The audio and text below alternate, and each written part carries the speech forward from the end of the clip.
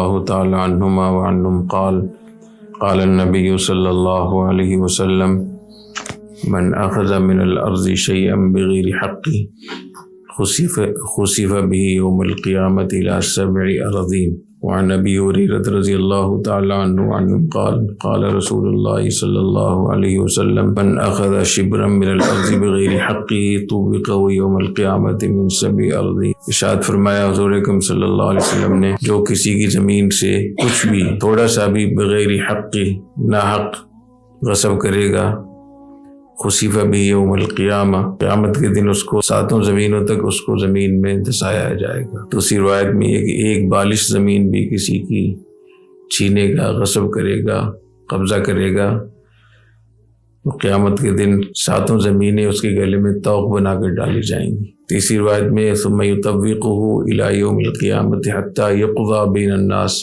جب تک حشر میں فیصلہ نہیں ہو جائے گا اس وقت تک اس کے گلے میں یہ بوجھ رہے گا۔ ناجائز قبضے کی اتنی سخت وعید ہے، اور جس جگہ پہ قبضہ ہوتا ہے، ناجائز قبضہ ہوتا ہے، اس جگہ پہ نماز پڑھنا بھی جائز نہیں ہے، تلاوت کرنا بھی۔ نماز مکروہ تحریمی ہے، یہ پڑھا ہوگا آپ نے فقہ میں، عرض مغصوبہ میں نماز پڑھنا مکروہ تحریمی، اور عرض مغصوبہ میں جب نماز پڑھنا بھی جائز نہیں ہے، اس کا بھی گناہ ہوگا، تلاوت کرنے کا بھی۔ اور اسی اگر گھر میں اسی عرض مغصوبہ میں اگر موت آ گئی تو کتنا خطرناک ہوگا۔ یہ حقوق العباد کو ہم بہت آسان لیتے ہیں، حالانکہ سب سے مشکل ترین معاملہ حقوق العباد کا ہے۔ اللہ کے حقوق اللہ ان کو معاف فرما دیتے ہیں، لیکن جو حقوق العباد ہیں جب تک بندے معاف نہیں کریں تو اللہ تعالیٰ بھی معاف نہیں کرتا، اور اس میں دیندار لوگ بھی احتیاط نہیں کرتے۔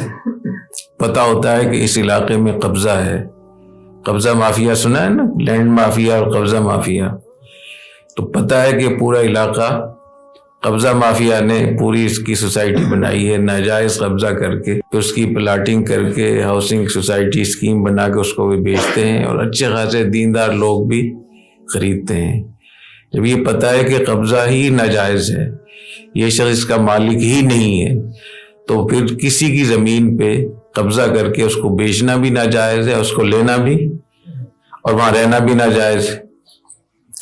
تو اب وہاں ناجائز زمین پہ رہنا اور وہاں ہاتھ پھیلا پھیلا کر دعا مانگنا اور یہ سمجھنا کہ ہم بہت ذکر اللہ کر رہے ہیں، بہت تبلیغی جماعت میں چلے لگا رہے ہیں، یہ کیسے جائز ہوگا؟ فرمایا بہت سے لوگ لمبے لمبے ہاتھ پھیلا کر دعائیں مانگتے ہیں، حالانکہ ان کا کھانا پینا حرام ہے، اور تو کہاں ان کی دعا کہاں قبول ہوگی؟ ہمارے ارد گرد بہت سارے علاقے جو ہیں نا وہ عرض مغصوبہ ہے، تو میں نے دیکھا کہ بہت سارے دیندار لوگ، اور مجھے کہنے دیجئے بعض اساتذہ نے بھی وہاں دکانیں کھولنی جا کر، تو کسی جامع ترشید کا کوئی استاذ ہو، کوئی نیک آدمی ہو، کوئی تبلیغی جماعت کا آدمی ہو، تو اس کے لیے جائز ہوگا۔ اسی طریقے سے ایک صاحب یہاں مسجد میں میری ملاقات ہی، میرے جاننے والے تھے، بہت دیندار آدمی ہے، تو میں نے پوچھا کیسے آئے ہوئے ہیں؟ کہتے اس علاقے میں کچھ پلاٹ وغیرہ میں لے رہا تھا، تو میں نے کہا یہ تو قبضے کی جگہ ہے، تو کہنے لگا اچھا، میرا دھیان نہیں گیا اس طرف، میٹھا میٹھا ہب کڑوا کڑوا، تو ہم وہی چیزیں لیتے ہیں جو ہمارے موافق ہوتی ہیں۔ اسی طریقے سے مدارس کو قبضہ کر کے زبردستی چھین کر اس پہ مدرسہ بنانا بھی ناجائز ہے۔ بات سمجھ رہے ہیں؟ یہ کہیں بھی نہیں لکھا ہوا ہے کہ مدرسہ بنانا ٹھیک ہے، اور اگر سرکاری جگہ ہے اس کے کچھ احکام تھوڑے مختلف ہو سکتے ہیں، لیکن کسی کی زمین پہ قبضہ کر کے، اور عام طور پہ یہ آپ حضرات کو پتہ ہے کہ جو لینڈ مافیا ہے یہ قبضہ کیسے کرتا ہے؟ کسی بھی علاقے میں جب ان کو قبضہ کرنا ہوتا ہے تو سب سے پہلے کسی مدرسے میں جائیں گے، کسی مولوی صاحب کے پاس جائیں گے کہ حضرت میں آپ کے مدرسے کے لیے 1 ایکڑ زمین وقف کرنا چاہتا ہوں، آپ وہاں مسجد بنائیں، مدرسہ بنائیں۔ وہ فوراً کہتے ہیں سبحان اللہ، وہ فوراً چلے جاتے ہیں، اسی وقت وہاں قبضہ کر کے اینٹیں وینٹیں رکھ کے اور چلنا شروع کر دیتے ہیں۔ اور جب مدرسے کا نام آ گیا یا مسجد کا نام آ گیا، اس کے بعد کس کی ہمت ہے کہ وہاں کوئی چھیڑے؟ تو اس مسجد اور مدرسے کے نام پہ پوری لوگوں کی زمینوں پہ قبضے ہوتے ہیں، اور اس کا ذریعہ کون بنتا ہے؟ ہم لوگ ذریعہ بنتے ہیں۔ تو ہمیں اپنے حالات پہ غور کرنا چاہیے اس طریقے سے زمینوں پہ قبضہ کرنا، سرکاری جگہوں پر بھی قبضہ کرنا جائز نہیں ہے۔ اس کے لیے ایک نظام ہے، اس نظام کے تحت ان سے اجازت لینی چاہیے جو متعلقہ ادارے ہوتے ہیں۔ اگر آپ یہ کہتے ہیں کہ نہیں مدرسے کے لیے جائز ہے سرکاری زمین پہ، تو سب کے لیے بھی جائز ہوگا، یہ صرف آپ کے لیے جائز ہے، تو اس کا ہمیں خیال رکھنا چاہیے۔ تو جب حدیثوں میں کوئی وعید آتی ہے تو ہمارا ذہن دوسری طرف ہی جاتا ہے، تو ہم اپنے طور پر اپنا بھی تو محاسبہ کر لیں۔ یہ مدرسوں میں جو آپ ایک دوسرے کی چیزیں استعمال کر رہے ہوتے ہیں بغیر اجازت کے، جائز ہے؟